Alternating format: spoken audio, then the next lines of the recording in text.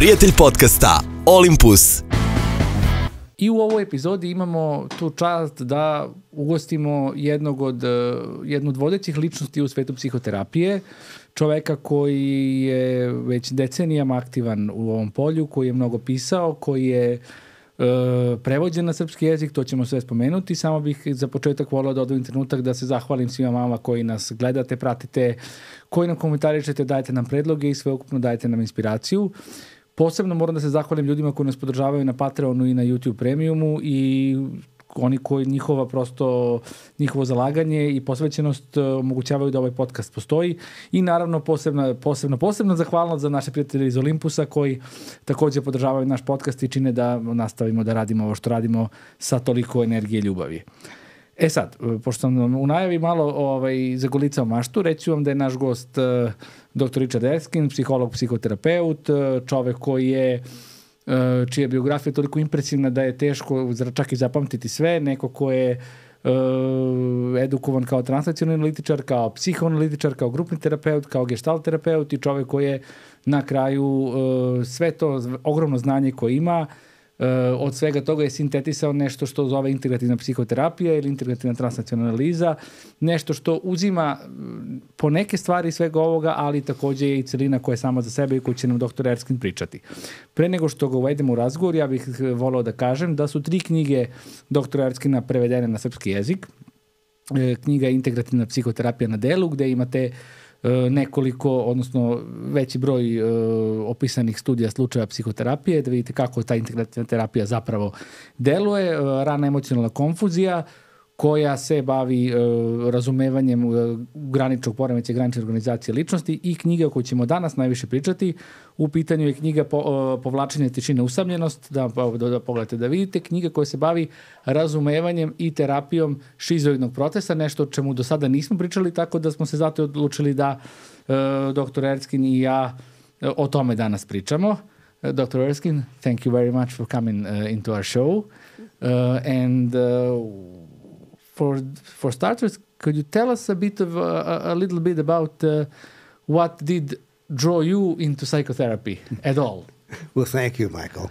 It's a delight to be here and an honor to be on your podcast. Yeah, thank you. What drew me into psychotherapy? I didn't intend to be a psychotherapist. I started out to be an osteopath. Okay. And I wanted to work with the body. My grandmother had been an osteopath, and I grew up watching her do body work as a form of healing. But that would have gotten me sent to Vietnam as a medic. Okay. And I decided I didn't want to go to Vietnam. Okay. So I became a special education teacher. Okay. Because I knew that if I had become a special ed teacher, I wouldn't be drafted in the Army. So I worked with the most problem kinds of kids in my classroom for a few years, and I didn't know what I was doing. Okay. And so I kept going back to school and taking psychology courses and child development courses, and eventually got a master's and a PhD. And that moved me into the field of psychotherapy. Okay. Well, what actually I think teases our imagination the most at the beginning is I mentioned in the introduction about something about integrative psychotherapy. So I would like you to this will not be our main focus of the story, but I would like you to just give us for you to give us an introduction to integrative psychotherapy. Where did it come, this idea to create something out of all these eclectic influences you have? I did not intend to create something new.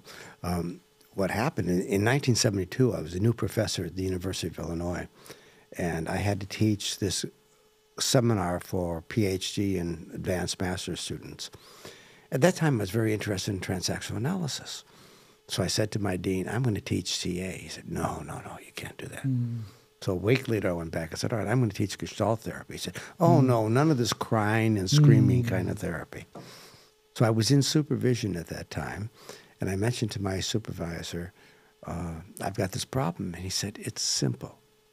Teach your own integration. Teach the TA concepts you like, but don't use the vocabulary. Teach the Gestalt concepts you like, that don't use the vocabulary. So I went to the board, and I talked about cognitive therapy, basically coming from Freud and psychoanalysis, and behavioral therapy, coming out of Skinner and Bender and other people. And I talked about affective therapy that I learned from Fritz Perls. And later I added the concept of physiological therapy, things of movement and yoga and massage and that. And what's turned out to be a triangle, which has sort of been my logo since then. Okay. And then later I put a circle around that diamond shape to represent how we are different according to relationship. With some people we're more intellectual, some people were more touchy-feely, some people were more emotional with, so that the relationship also shapes how we are going to be cognitively, affectively, behaviorally, or physiologically. So that was the beginning series of lectures. Yeah, what interests me here is my first impression is that this is such a great way to try to understand the complexities of a human condition, of our relationships, because we have such great thinkers from different schools, and it would be a shame to concentrate only on one when everybody looks at it from a certain angle. And now when you incorporate many angles, maybe you can get a bigger picture. But what actually frightens me a bit is that you now have so much literature from every existing school of thought. So how does integration and integrative therapy fight with against the possibility of being maybe shallow in some aspects compared to other therapies? I don't know if I'm phrasing this correctly. I like if you have something take from TA, but not everything from TA, something from Gestalt, but not everything from Gestalt. That's another meaning of integration. We're talking about two. The first and most primary meaning is the integration within the person, so that physiology is integrated with affect, and that affect or their emotions is integrated with cognition, so that behavior is by choice in the current context and not stimulated by fear, compulsion, or conditioning. Right? That's the internal integration. Then you've got the integration of different theories, taking a concept from transactional analysis or Gestalt therapy or psychoanalysis. Now we come back to our overarching theory of the mind, of motivation. By we are stimulus seekers. We depend on structure, and we must live within relationship. Those are the biological imperatives. So that when I take and look at a theory, is it integratable or not? That depends on our theory of mind, mainly relationship. Right? For example, some of Freud's theories are not integratable because they based it on drive that doesn't seem to fit what we know about people today. People are relationship seeking from the beginning of life and throughout life. So much of what I'm looking for is, does that theory respond to relational disruption? Yeah, thank you. I think that very much sums it up, and it's a great cue for our next question and our beginning to discuss your book. Many times you have highlighted relationships as so important, and one of the main things we as humans actually do in life is form relationships and have meaningful connection with each other. So interesting thing is that we're going to talk about the book about schizoid process. Since we'll talk about people who use schizoid process, they have such a specific and interesting way they behave in a relationship with others. And most of their problems actually do come from inability to form and to keep such deep relationships. What did inspire you to explore this theme? My clients that I had a hard time reaching. I remember particularly one of the early clients often going quiet in the session. When she would talk, she'd tell me basically the same story over and over again, either about how she didn't get along with her husband or how she was overweight or some trivial kind of thing that I knew I wasn't reaching her. Every once in a while, I watched how she would withdraw. And I was sitting there thinking about, particularly from my Gestalt background, it's about, come on, be in contact. Let's really be in contact. And then I realized contact is about contact and withdrawal. And that maybe I needed to focus on contact externally and withdraw into contact internally. So I started inviting her, when I would see her close her eyes, just close your eyes a little longer. Stay where you're at. And after a while, I'd say, be there. And I periodically would ask her, where did you go? And then she'd tell me she'd go to her safe place. And she started teaching me about the importance of withdrawal as a way to self-stabilize, as a way to find a sense of quietness and be herself. Because if she was out looking at me, she was always complying with what she imagined I wanted. Okay, so I think just another confirmation about how we learn from our patients so much, maybe more from them than from anyone else. My best teachers. Yeah. Sure. Yeah. And, for someone who isn't a mental health professional, be it a psychiatrist, psychologist, psychotherapist, how would you explain what does schizoid process actually mean? How do we use it, like some relatively understandable language to describe this process, which sounds a bit strange and sounds maybe a bit misleading because of the similar sounding word schizophrenia, which means something completely different. Okay. Schizophrenia is a very specific biological and emotional mental disorder.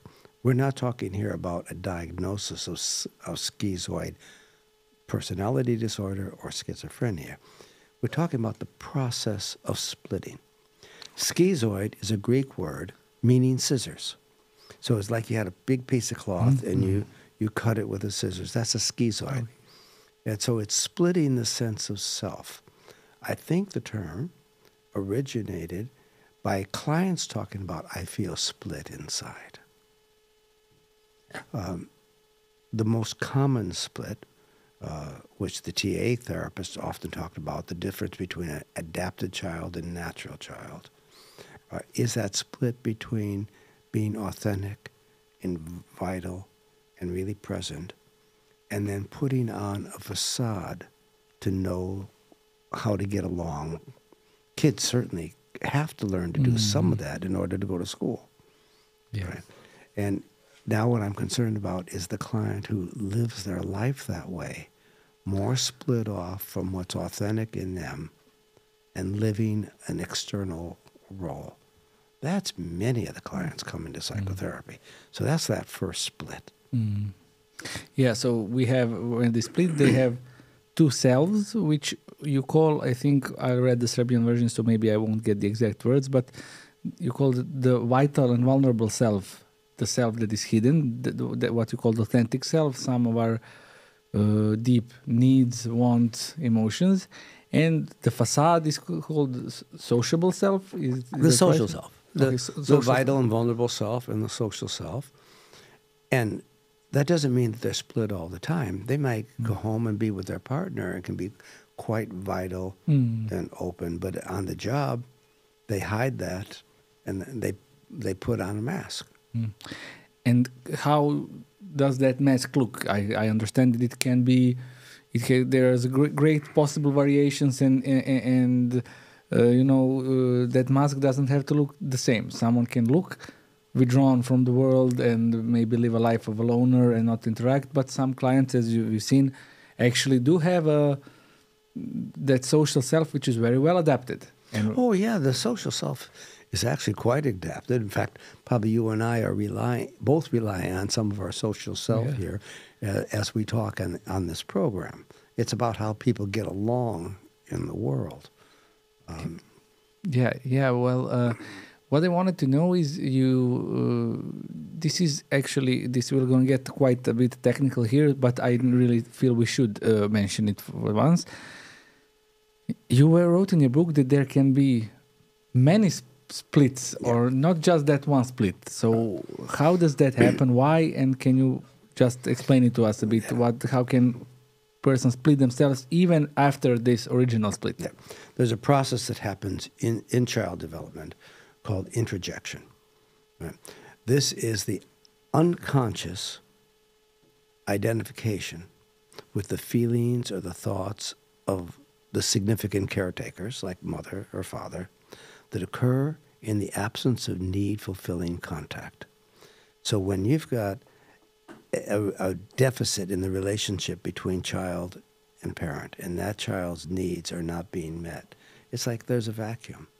And the child fills that vacuum by taking on elements of the personality, unconsciously, of the significant other.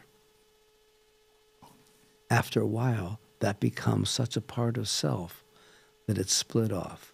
So you've got that vital and vulnerable self, you've got the social self, and now you've got this, what the transactional analysis call, an internalized parent, all right?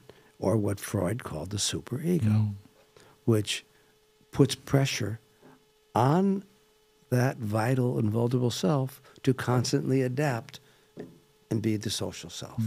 So now you've got two splits, right? That internalized parent, the social self, and the vital and vulnerable self. And even that's not the end. No. So what more there is? All right. After a while, that child begins to realize that this thing that I'm feeling inside, I'm being just like my mother, or I'm being like my father, or I'm living under the constant fear of their punishment. And that becomes heavy and unbearable, particularly as that child reaches adolescence and needs to separate more and more. So what the child does is create some kind of self-criticism, some kind of monster, some people call it. Some people call it a little devil that follows them around, that amplifies that parent's voice. It is harsher, meaner, crueler. I did the same thing when I was very little. I got one spanking from my mother on the same night that my cousins were visiting. And after she spanked me, under pressure from her relatives, I went and sat in the dark stairwell with my cousins who were telling stories of the boogeyman. Well, for many years, I was plagued by this boogeyman who would punish me if I was bad. Then what would I do? I'd run to my mother and she'd cuddle me when I cried. Right? So now I got to have this wonderful mother who had the audacity to punish me. But now I got a wonderful mother because the punisher is in my imagination. Yeah, that's the third split. Okay, so, but what are the difference between those, those interjects? Those are also often critiques from parents.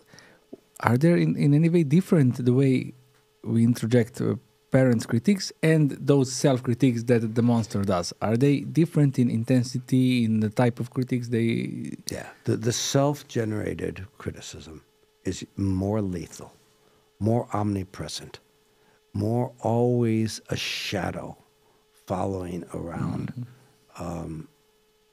It may be the same words as the parents, but often the tone is much harsher. And it's so constant. Now, it's effective. I work with a lot of bright professional people who, through their early school years, told themselves how stupid they were. And because they told themselves they were stupid, they knew they had to study more than anybody else. Because they studied more, they passed the exams. And because they passed the exam, they went on and became something important, professional. But they're still telling themselves they're stupid. They're still telling themselves they have to work hard. So it's that internal driving force. Which can be useful, as you said. It can be socially useful, but so damaging often if one lives their life that way for 40 years. That reminds me about one of the basic Gestalt concepts of creative adaptations and how every adaptation actually does bring some benefit.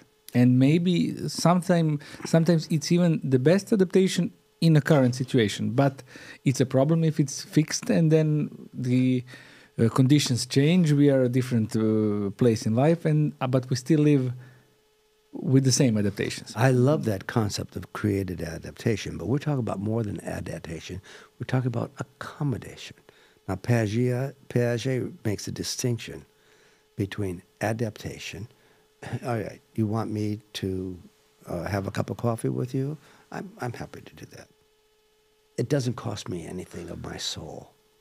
Accommodation is when the child gives up on who they are in order to fit in. So I'm more concerned about the accommodation, which is the loss of a sense of self.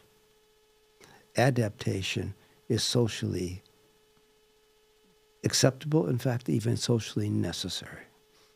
Yeah. So accommodation is like a step further when there is an evident damage, because as you said, I believe you'll agree that every child will choose to be connected to their parents before being who they truly are. Yeah, but a lot of that adaptation is absolutely necessary for socialization. Accommodation is losing some of our authenticity. And child is forced to lose some when as you said, the caretakers or the parents are not as warm and welcoming and gentle, and so the child basically. What I want to say is, no child will ever choose to preserve their authenticity if the price is losing connection with their parents. That's right. Because it's life or death. Absolutely. Yeah. Now you're back to our central motivation of relationship. Yeah. And relationships are life or death, especially for a little child. So we describe these splits that happen, and we describe this vulnerable, vital self which keeps hidden, and it is not shown to basically anyone. So the next logical question would be, how does this impact those people who use schizoid process when they become adults? How do they behave in relationship with others?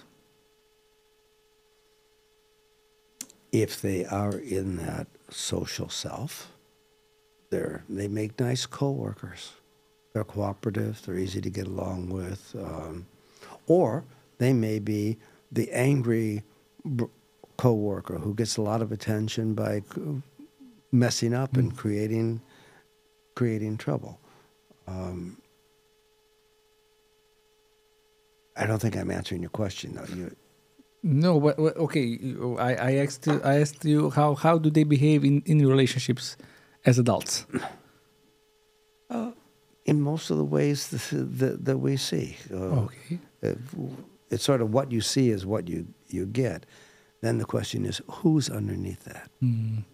Who would be there if we took some time to be really quiet and contactful with them? What emerges?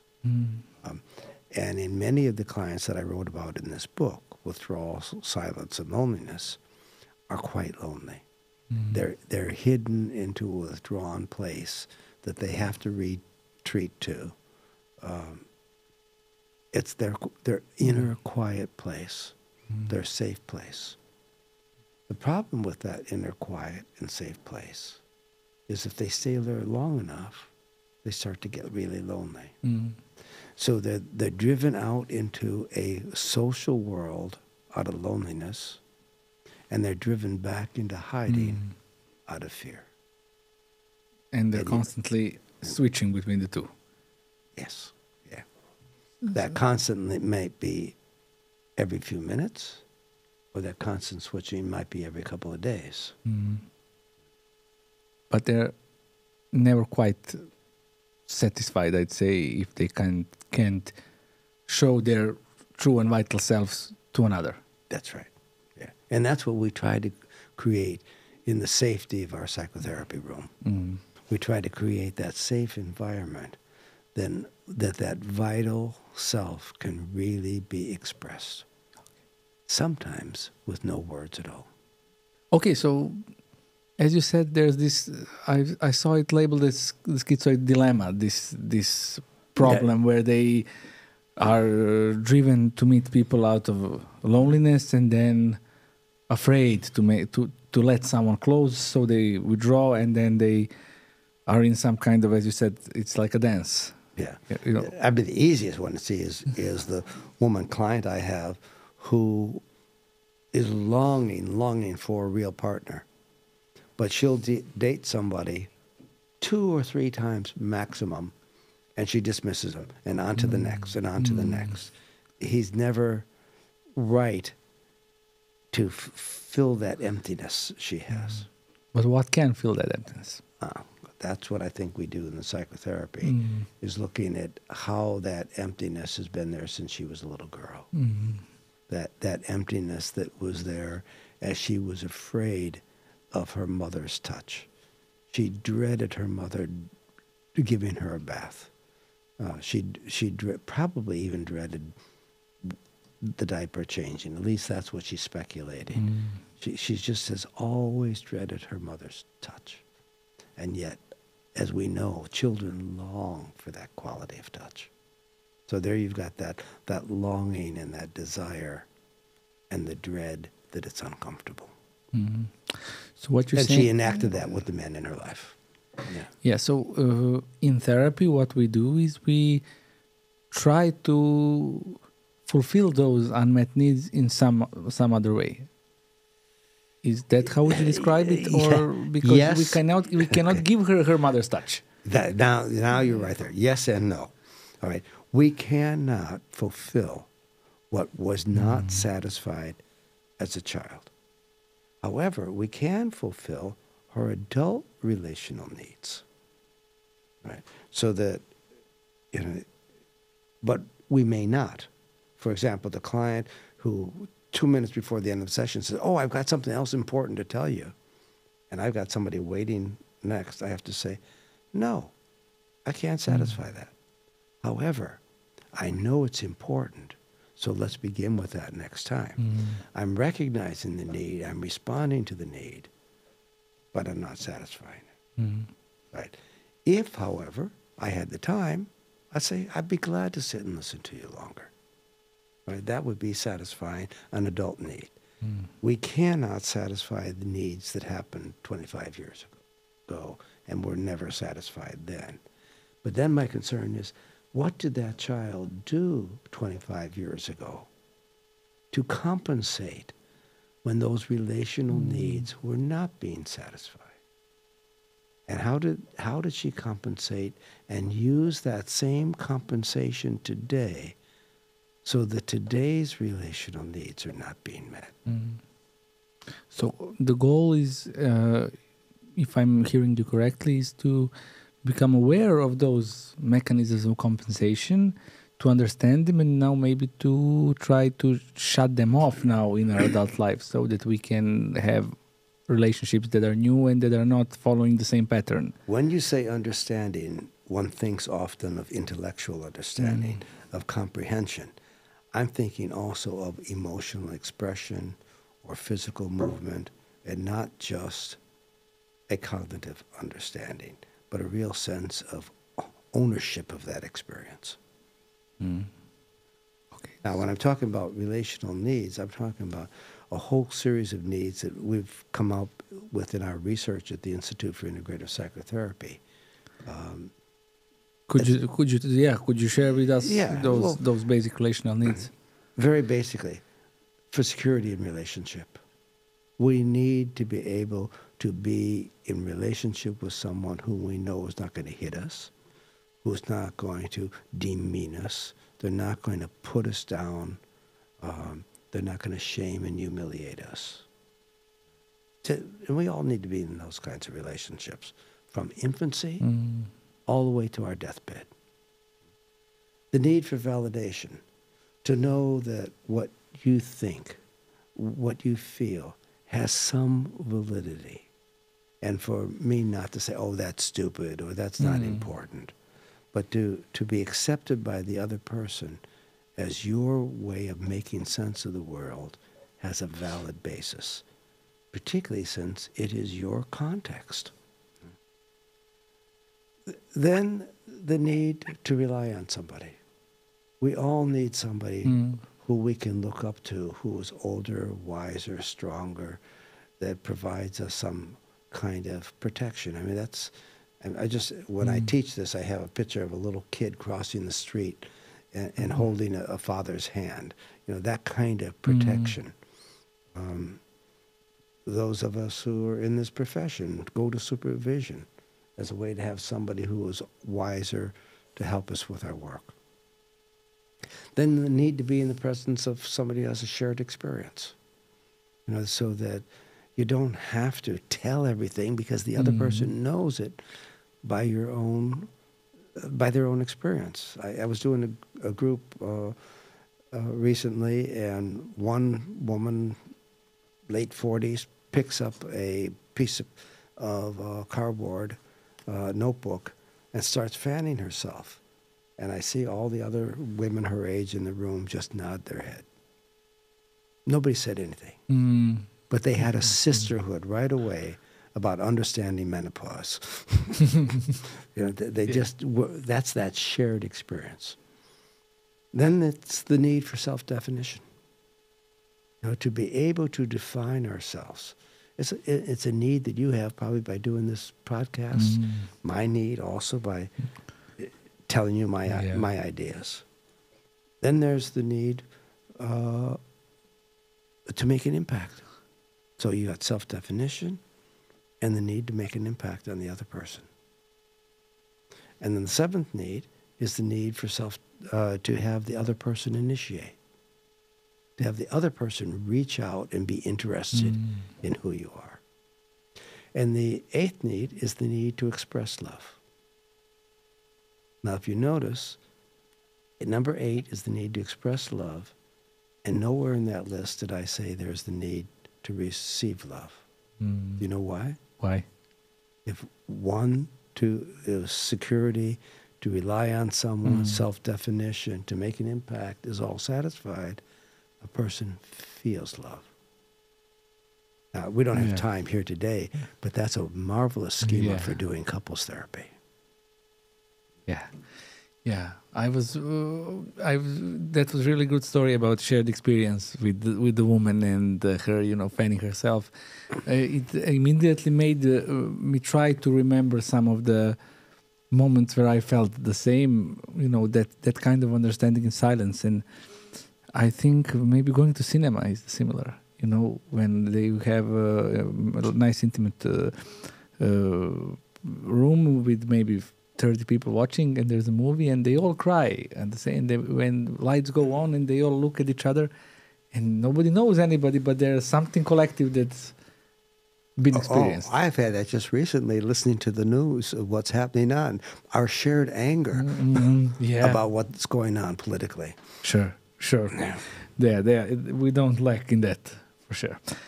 Yeah, well, you know what, I also wanted to ask you maybe a little bit more about the self-criticizing part, and because you said as people who use schizoid process can be very high functioning, can be they don't stand out in a crowd, they're good co-workers, so they have a relatively, let's say, normal lives. And when you described why do they even come to therapy, is because other than feeling lonely and having no close relation, you said because that self-criticizing maybe causes them to think they're depressed, and they go and they have depressive reactions, they have periods of loneliness, and they have self-critique and sense of low self-worth. All of those, they are, I think, not exclusive to people who use schizoid process. No, not a diagnosis, but you mean you're not using schizoid as a diagnosis. You're talking about the process of it. Okay. Yeah. So, but what I want to say is that does everyone who self-critiques is using this mechanism? At least one split. Okay, so that's what I wanted to ask, actually. At least one split. So that self-criticism which, by the way, most clients don't talk about. Or when they start to talk about this, they say, oh, I criticize myself.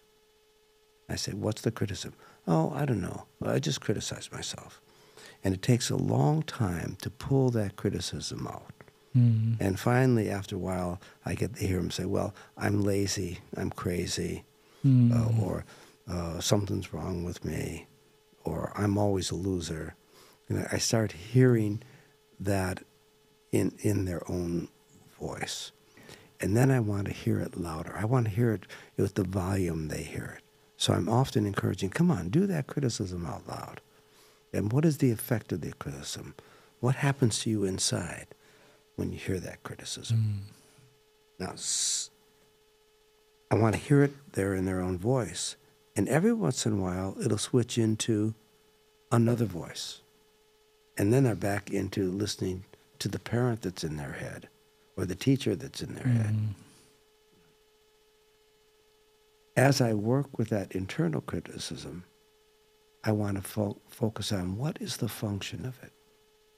Most of that internal criticism, when you get around to it, had the original function of being protective.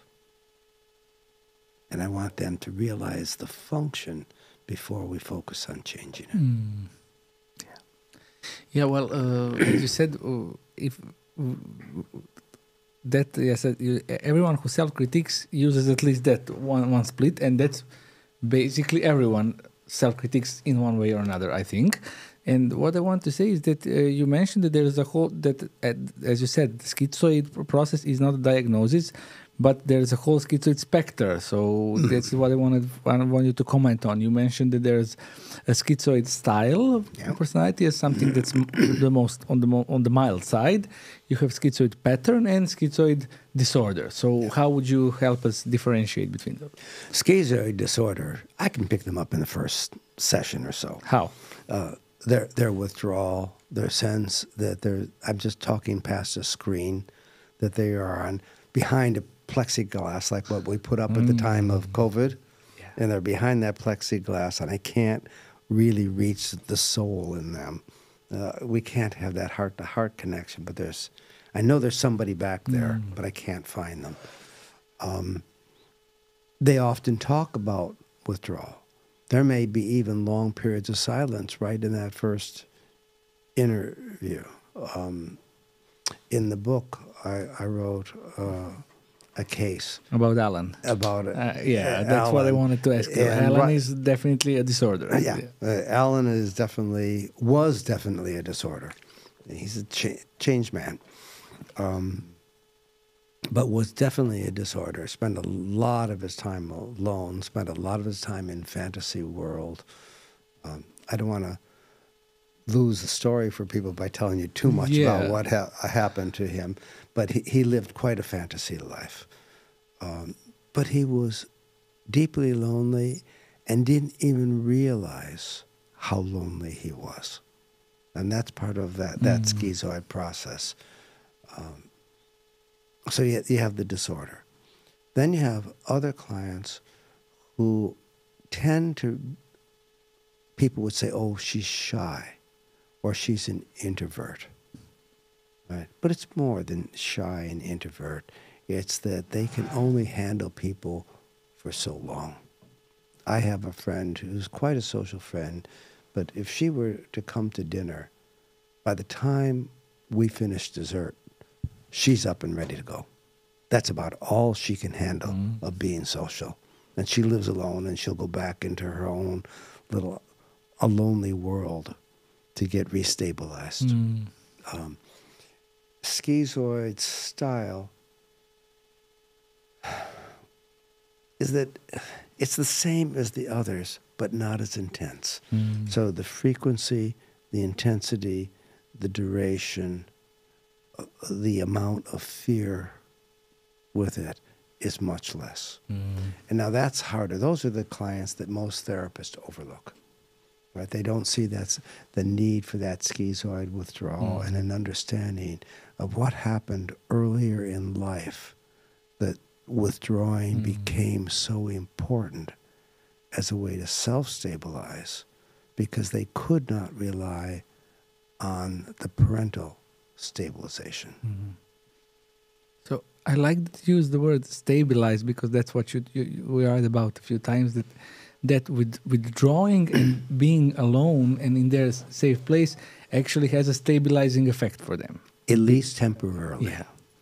Because people are close to them, they feel threatened or endangered, or how would you... Well, can I add another concept then? Sure. Okay. That's the concept of parental functions. Right? I think there's 4. Stabilization, regulation, reparation, and enhancement. And those are the functions that parents provide children. They stabilize. Your little kid wakes up during the night screaming with a nightmare. Father goes in, says it's a nightmare, there's no monster coming, rubs his back, turns on the light, they look under the bed, they look in the closet, and he says, I'll stay here till you go to sleep, and I'll leave a light on tonight. That's regulating. All right? The kid has become, I'm sorry, that's stabilizing. The kid has become emotionally excited, and he calms them down. That's stabilization. Regulation is you do something before they become hyper-aroused. Right? So mama knows that her baby wakes up every night at 2 o'clock, goes from sleeping to screaming, and if she starts screaming, she can't get her to nurse. So mom sets the alarm for 10 minutes to 2, gets up, she's ready, and as soon as the baby stirs, before she cries, she puts her on the breast and nurse her. Right? That's regulation. You're solving something before it happens. Reparation is the kid's gotten hurt. She's fallen off her scooter. Father comes out and says, "Oh, that's so bad. Let's take you in and wash it off. Now, this is going to sting, but you're brave. You can handle it. Now we're going to give you a great big bandage so you can show the other kids." All right. He's engaging in reparation. The 4th is enhancement. Now he goes back out and he says, "Show me where you fell." "Oh, you fell because you didn't know how to jump over the crack in the sidewalk. So let's do it again. I'll help you. I'll hold you first. Okay, try it. We'll experiment. See, you can do it. Keep going. Do it again." That's enhancement. Right? Those 4 parental functions are necessary throughout childhood. When the parents don't engage in doing them, the kid takes on those functions for themselves. They begin to self-stabilize. They find ways to self-regulate. But those ways, I presume, come with a price. That's right. The price of vitality and authenticity. Yeah. And freedom to be. Yeah. But actually, this is not related to the book, but here in our culture, especially, kids are being really praised when they act like adults when they're 5 years old. They say he's so mature for his age. Yeah. He's so well adapted. Well, pretty soon, you keep going there, we'll start talking about the beginning of narcissistic clients who are often very well praised beyond what they have actually earned as a kid. Yeah. And also how we expect kids to not be kids. How we expect that it's normal for a 5-year-old to behave completely like an adult. Well, that's true for 10 minutes. Yeah. For 10 minutes, they love to act like adults. Yeah, sure. It's called imitation. Yeah, and you know what I wanted to talk to you about, Alan, for a bit more, because we kind of gotten over the basic theoretical concepts, and now what I'd like to talk about is therapy with kind of people like Alan. What I immediately noticed is that you said that things that usually you do with clients and the things that work would not work with him. Like, for example, something I'm familiar with is phenomenology, and use of phenomenological inquiry is something that didn't actually, you could do nothing with Alan, with that kind of thing. So you had to think of something different. I wrote a book called Beyond Empathy. The whole book is about phenomenological inquiry. Then, after I was finishing that book, I was doing a group, and in that group I had two guys who didn't talk much. And I would talk to the one guy, and I'd ask him, what are you feeling tonight? What do you want out of the group tonight? What's going on in your life? And I would get just very abrupt 1 or 2 word answers. Finally, the guy over here on my left says, stop picking on him. Stop criticizing him. And my other group members are looking around. Richard's not criticizing him. But my client says, yes, he is. And so I turn to the second guy, and I say, what do you mean I'm criticizing? He says, every time you say, what are you feeling? He hears, whatever you're feeling is wrong. Mm-hmm. And every time you say, what do you want? Whatever you want is inappropriate. I was absolutely surprised. Half an hour later, I'm talking to the other guy, and the first guy says, see, you're doing it to him too. And I realized that they had grown up in families where they heard my kind of inquiry as a command or a criticism. Mm. So they were not only criticized, but also kind of like controlled and made to be in a certain way. Now you're talking about Alan's mother. Controlling and trying to make him into the man she wanted him to be. And although her questions were things like, what do you want to do that for? Which is not really a question. Yeah. It looks like it's got a question mark, but it really has an exclamation point, meaning you shouldn't do that. Yeah. Yeah, even though she did not consciously know what she was doing with him. That's what I understand. But okay, maybe we'll get to that later. I think she consciously knew she was keeping him as her little boy. Yeah, okay. Yeah. Maybe that. But what I wanted to say is I found it really touching when you said we have Alan who's, as you said, live quite a lonely life, rich in fantasy but poor in social contacts, living alone, walking the streets at night. And he said these hobbies like, hiking or mountain or camping or, going onto the mountains or something like that. He loved going to the Arctic. Yeah. And camping in the Arctic for a week or 3 weeks at a time. Yeah. But what really touched me is how when you described that you saw him in one moment as a little boy and what he needed was a father who is interested in the stories that the little boy has to tell him. Yeah. And in some ways, my only task was not to do anything brilliant or informative, but to be a different kind of person than the mother and father that he grew up with. An absent father and a controlling mother. And I was interested in his stories. If there were times when I thought, how can this be therapeutic? He's bringing me pictures of these animals from the Arctic and showing me his photographs. And I'm sitting there with patience and interest. It's not patience like hurry up and get it over with, but it's like patient of what's the story being revealed if I take my time. Yeah, so giving him basically a different experience than the one he had, which wasn't nurturing or nourishing enough. No, I'd say, and then sometimes much too nourishing. It's like needing meat and potatoes, but somebody gives you a big gooey dessert instead. Yeah. That's how I imagine his mother of over nurturing. Yeah, and the dreams he was having were also telling. What you mentioned briefly before is what's described in your work with Alan a lot of times is that at some point you and him did, during each session, he would go to his safe place, which meant he would withdraw, you would not communicate, but you were there for him. You would occasionally say something to ensure. Every couple of minutes, I'm here, or I'm listening to you, even in your silence. I'm watching over you. It must be important to have a safe place. So he could disappear for 20 minutes at a time. How did that affect your relationship and his therapy going forward? Each time we did that, he would come back more talkative. he would have something more to say, and usually some memory to tell me. Okay.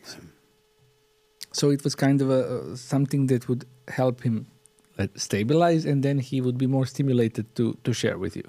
That's right. Or to even discover for himself what he had pushed away. Okay.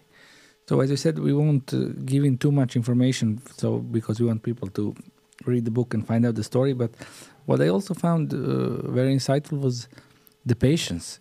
How long did it take for you and him to build a therapeutic relationship which is significant, and his therapy which lasted 4 years? 5 years, I think. Yeah, 4 or 5 years. I don't think we can say there was ever... It was constantly emerging. Was it ever really developed? Probably not until the end. And I often wondered if he ended prematurely. But he also had a new focus on life. He got a big buyout from his work. And he had his idea on starting his own place in the country. Yeah. I've been disappointed that I haven't heard from him in the year or two afterward. I wanted to know, how did he make that transition? Did he go back to living a lonely life? But he had started connecting with people. He had joined a hiking club, and he was still the loner in that club. He'd go hiking with them, and then he'd wind up being the one doing the dishes while they sat around the campfire singing. Yeah. But at least he was in their proximity. Yeah. You must also wonder then, does he know that he's such a big part of your book and therefore so important to you?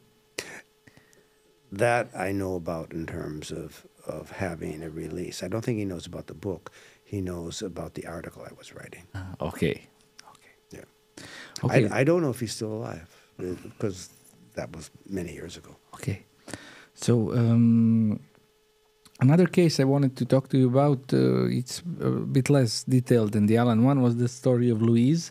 She was very different from Alan because she presented herself in a kind of a narcissistic way. So where she was very socially adapted and very successful, and she would come to you and mostly brag about her successes.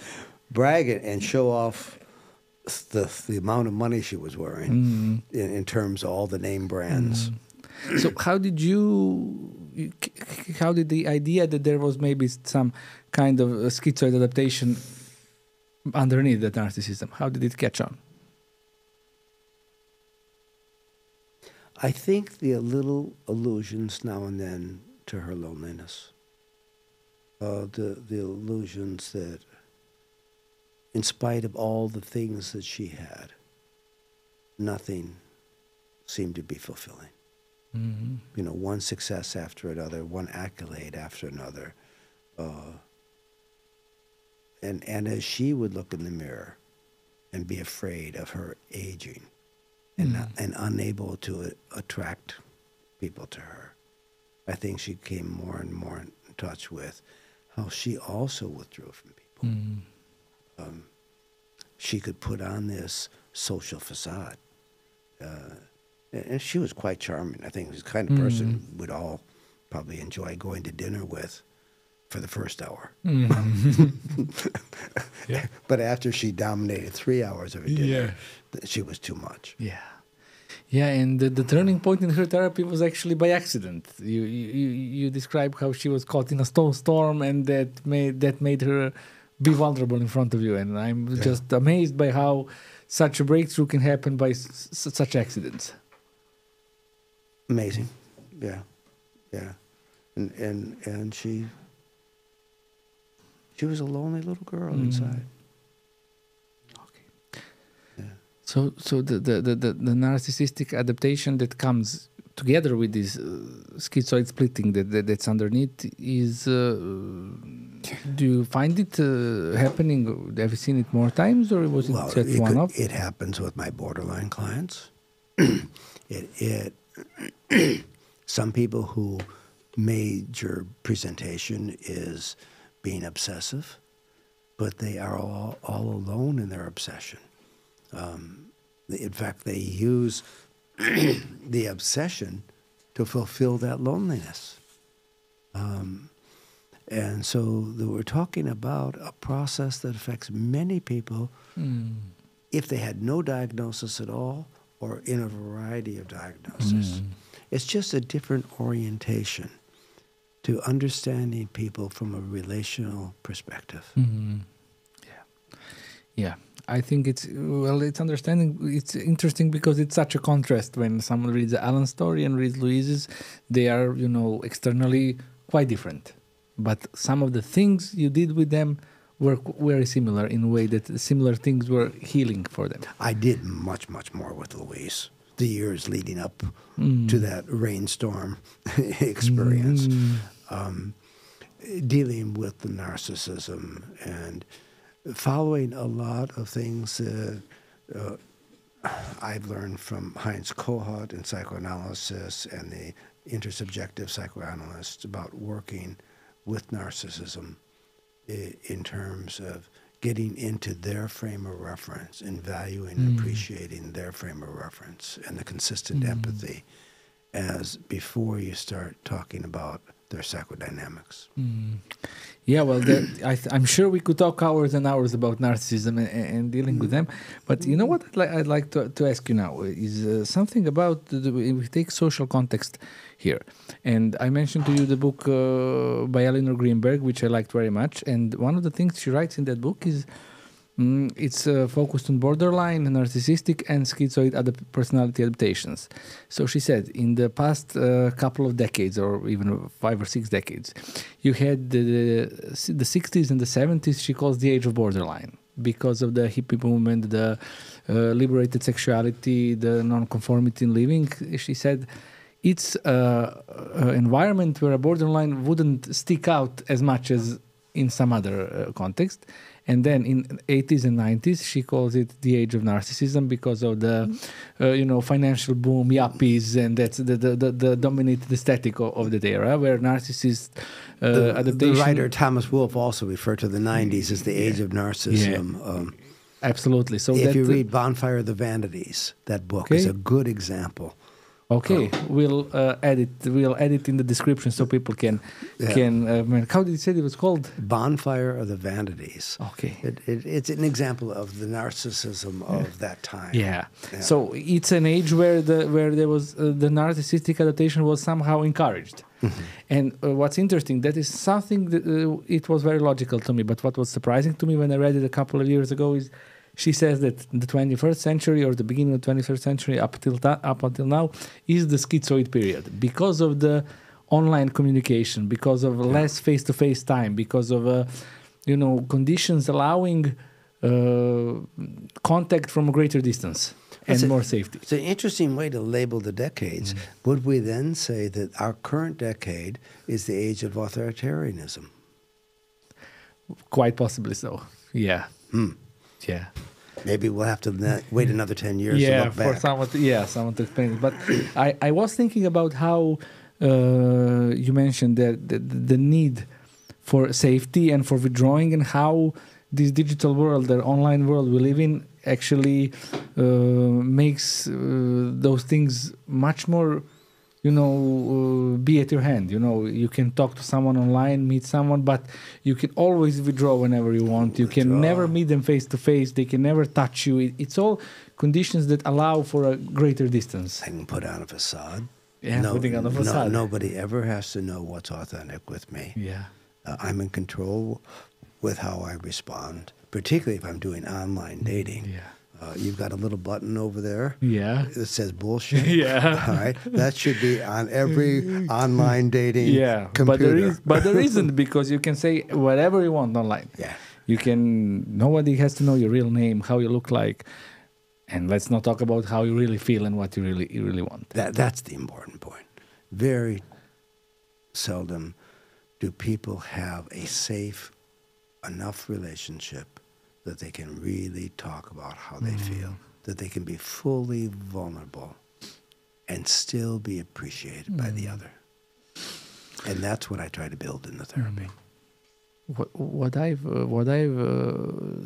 heard from experience of my colleagues and myself is that with some of the younger people who are now in their 20s, who grew up in such an environment, some of them find online psychotherapy much better than face-to-face, precisely because they aren't used to face-to-face contact and find it a bit invasive.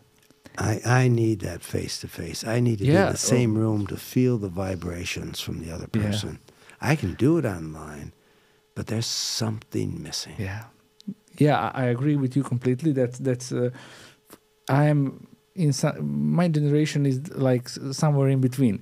We grew up in a time where we weren't constantly on the screens and there were no smartphones, but we got them early enough so we could adapt. But I'm thinking those who grew up with the default means of communication is a smartphone, then they maybe, I don't know. I'm 83. When we were young, we were still using tom-toms. But I actually do agree with you that there's always something missing. If you're not sitting in a room with a person and, as you said, feeling them. You also talked about, this is just popped into my mind, but I'll ask you. When you talk about all the ways that a therapist needs to be attuned to the experiences of their client, and you mentioned there's a lot of talks about the rhythm. So that's what I mentioned, the tom-toms. Okay, so what's the rhythm? How do you rhythmically attune to another person? To follow their breathing, to follow my own breathing, to pay attention to how fast they are going, and it's not unusual. For example, if I was working with someone with you, I might just say, slow down a moment and see what would happen if we just take a breath between each sentence and find out what is their natural rhythm. A lot of people, particularly bright, productive, professional people, are going at much too fast a rhythm themselves. So finding that rhythmic attunement, as well as finding an affective attunement, to meet their sadness with compassion, to take their anger seriously, to respond to their fear with protectiveness. That's affective attunement at the same time as we attune to the rhythm. So what I'm looking for is, what is the potential natural rhythm in this person? Many of the schizoid clients, or clients using the schizoid withdrawal, have purposely, for the sake of security, slowed down their rhythm. So you have, then at the same time, I'm also thinking in terms of child development. Now, how old is this person in front of me? Here I've got this 40-year-old man, but is it possible he's just a 5-year-old boy inside? So I rely on my sensitivity of imagining who is there in front of me. So those are, and also cognitive attunement. If you want to treat a borderline, you got to think like a borderline. You want to treat somebody who's sociopathic. You have to think about in a sociopathic way to understand. That doesn't mean you have to be one, but this is one of the reasons why I do teach about psychopathologies, which I don't believe in at the same time. In other words, I don't believe that people are really psychopathological, but I use that terminology because when I'm training young doctors, they think that way. So I want them to think the way that client is thinking, to appreciate what are their beliefs about themselves, others, and the quality of life. And if I can understand and tune in to what are my client's beliefs about herself, such as I'm unlovable, I'm disgusting, I'm good for nothing, and beliefs about others. People will use me. People are only out for themselves. Beliefs about the quality of life. There's no purpose. Then I've got a borderline client. But I can think like her. I can take each story she tells me and relate it back to her belief system and use that as a template for the therapy that I do. The same thing with a narcissistic client or a client who's relying on total withdrawal to manage the stress in their life. Yeah, that was actually very helpful. And what interests me is something that we know that it would interest our viewers and listeners is, I think, from our talk, many people will find themselves doing some of those things, withdrawing, having a social self, and related to some of their personal experience. Many professionals would also think about some of their patients now, maybe in a new light when they've heard this, which is why we do it. But, I'm thinking about another group of people, and that's those who recognize those processes in someone close to them and someone they love. So if I'm listening to this and I notice, hey, maybe my brother is doing this schizoid withdrawal or whatever, or my good friend or anything, how would you advise them to behave around them? How to not endanger them? And first step, don't pathologize it. Don't make them not okay for it. Okay. Don't engage in some shaming transaction because that's what they do. Okay. That's what they learn to do as a kid, to cope, to manage life, to stabilize. And that's become their important style. And it's good for that partner to know their partner's style and say, all right, this is one of the time he needs to be left alone. He's going to withdraw. Let me make it easy for him to withdraw now. Mm-hmm. Now, that doesn't mean she does it all the time.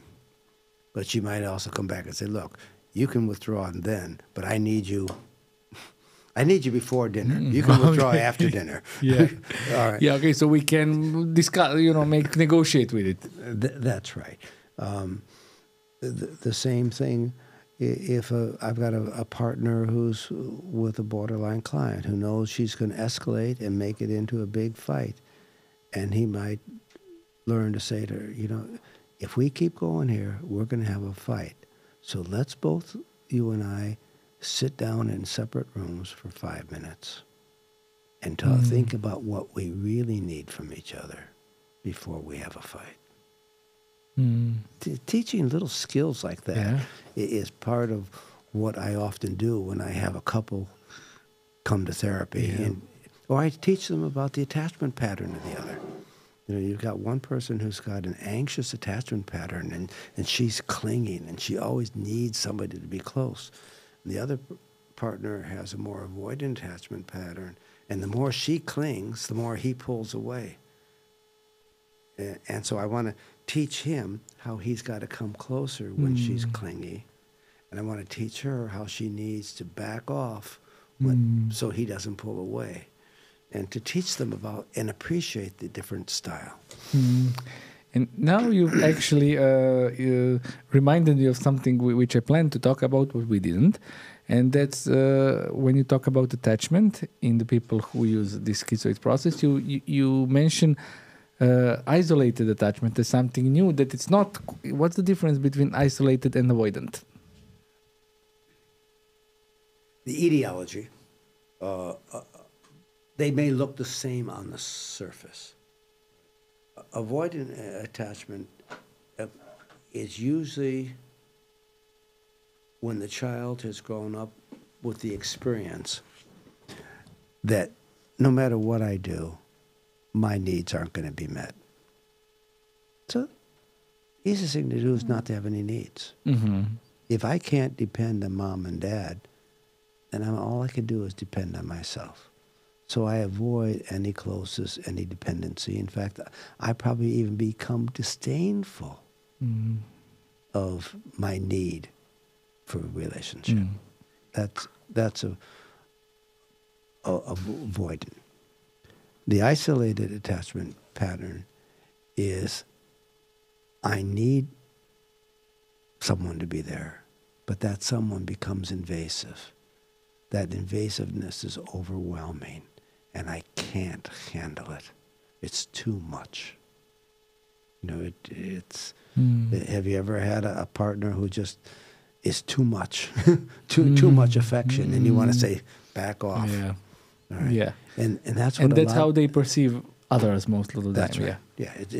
It's too much. It's too invasive, too controlling, or too affectionate, or too limiting of who I am. So one is I'm never going to get my needs met, and the other is the person who's going to fulfill my needs is too much. Okay, that's actually great, and I think I understand it much better now. That research has not come out of Bowlby's lab, where the other anxious and avoidant and disorganized came out of Mary Main and Mary Ainsworth. And Bowlby's.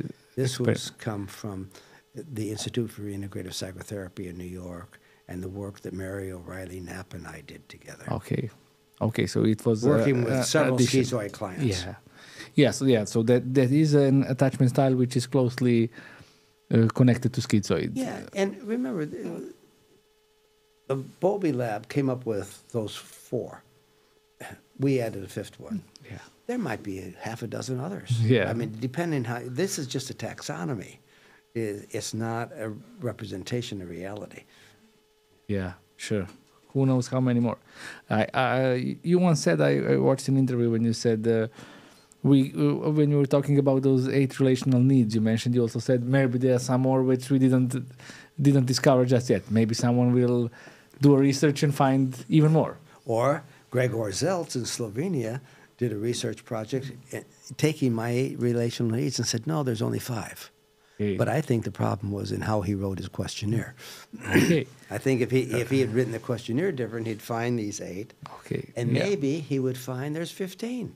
Yeah, of course. Yeah. We can never be too sure. Yeah, again, it's a taxonomy for understanding people. It's not a definition of people.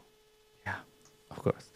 Very nicely said. And while we're at it, I'd like to just a few more general questions, which I would like to know your answer. First is there something such as a common myth or misconception about psychotherapy you'd like to disperse?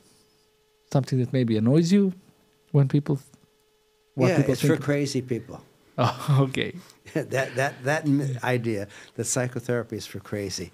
And I've often joked, psychotherapy is much too wonderful to be wasted only on the crazy. Yeah. You know, that it is something that all of us can benefit from. I remember going to my own psychoanalysis and being on the couch and walking back across Central Park in New York City and saying to myself, I'm so relaxed. What's wrong? That my anxiety had dropped and I was feeling at peace in myself. And then I worried, is something wrong that I'm not anxious? I think it's just something wonderful that can happen in everybody's life to have that very special space where for that hour you have the undivided attention who someone's real focus is on us understanding and appreciating who we are. That's very nicely said. Thank you for that. What I'd like to say is, I pretty much agree with what you said, and as you said, it's far too wonderful to be reserved for any group, whether we call it the crazy or sick or traumatized or whatever. I think it can benefit practically everyone. And what I want to know is, since you have so many years and decades now when your work as a therapist, how has that? So not you're going to therapy by yourself, but you being therapist, how did that influence your personal growth and your relationships?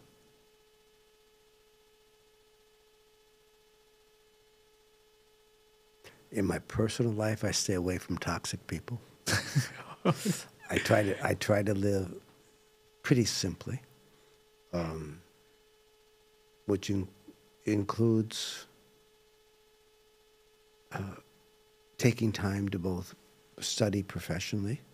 I still read professional literature, but I read a lot of novels and history. I exercise a lot.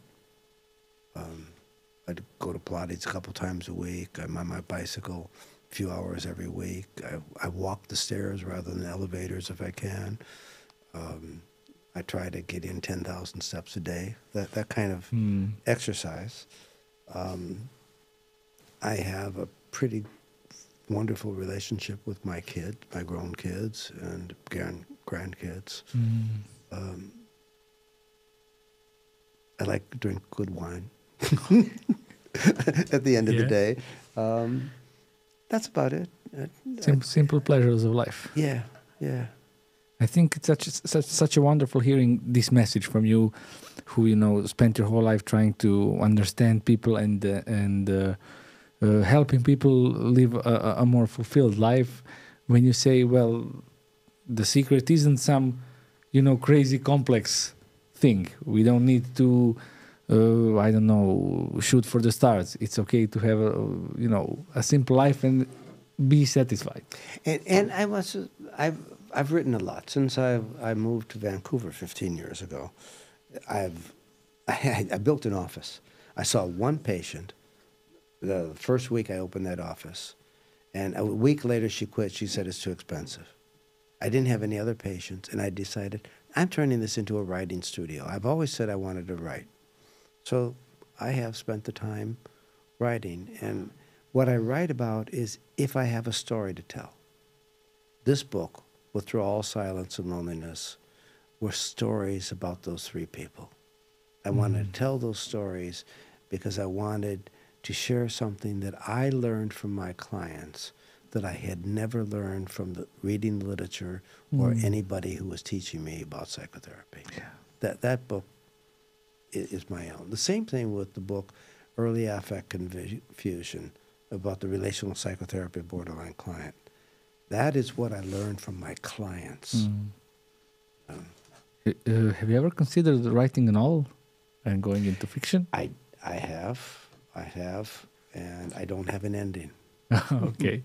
I have a murder story about a little boy who observes a murder, and then the killers come after him, and what he does inside his own head to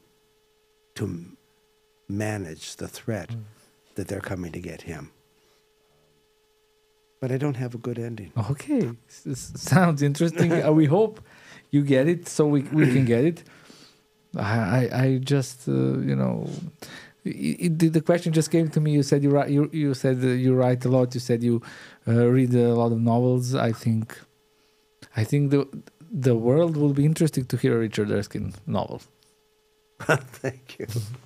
I think of an old colleague of mine, Irving Yalom, who locks himself into his office 4 hours a day just to make himself write stories. Yeah. I don't have that discipline. Okay. Mine is more as the spirit moves me. Okay, well, I really need to thank you a lot for coming here. This is, I think, a good place to finish this episode. What I would like to ask you for the end, it's what would you like our listeners to leave with when having heard this conversation? What I know it's hard to question, it's a bit journalistic, but I have to ask it. What kind of message you want them to live with? If you tend to withdraw and need that quiet space, think of it as recuperation time. Think of it as your eyes must blink in order to see. That you must have to have this withdrawal time and teach it to your family and your friends that you're not leaving them, but you're going for a little space to find yourself. That's absolutely beautiful, and there's no better way for us to finish. So I will just quickly sign out the show in Serbian, and I hope we will have a chance to see you again some other time here. Thank you, Mihailo. It's been an honor to be here. For me too. Pa eto, došli smo do kraja još jedne epizode sa doktorom Ričardom Erskinom, razgovarali o nekim temama za koje se nadam da će vam biti zanimljive. Ja samo hoću na kraju da vas pozdravim još jedan put, da vam se zahvalim na vašoj bezuslovnoj podršci, posebno našim prijateljima iz Olympusa koji su velika podrška i omogućavaju da se ovaj podcast nastavi, kao i za naše ljude sa Patreona i YouTube premiuma za koje će uslediti dodatan sadržaj sa doktorom Erskinom, gde ćemo se dotaći nečega što možda namerno smo ostavili van ovog razgovora. Pozdrav!